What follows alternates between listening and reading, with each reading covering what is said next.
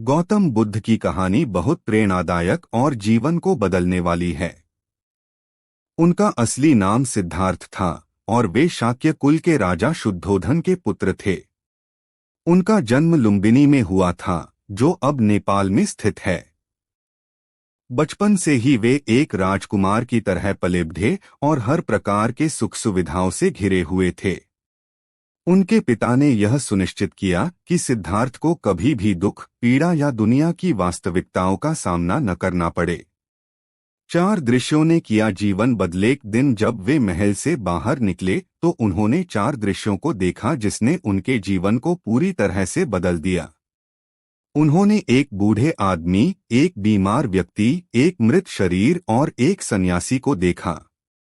ये दृश्य उन्हें यह एहसास कराने के लिए काफी थे कि जीवन क्षणिक और अस्थायी है।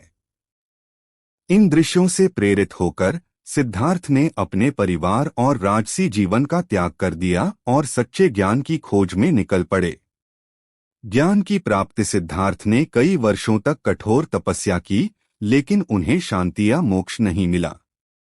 अंततः उन्होंने बोधगया में एक पीपल के पेड़ के नीचे ध्यान लगाना शुरू किया और कई दिनों की साधना के बाद उन्हें ज्ञान की प्राप्ति हुई।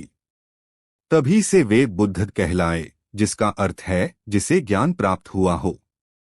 बौद्ध धर्म की स्थापना ज्ञान प्राप्त करने के बाद बुद्ध ने जीवन के 4 आर्य सत्य, दुख, दुख का कारण, दुख का अंत और दुख को समाप्त करने का मार्ग और अष्टांगिक मार्ग, सही दृष्टि, सही संकल्प, सही वाणी, सही कर्म, सही आजीविका, सही प्रयास, सही ध्यान, सही समाधि की शिक्षा दी।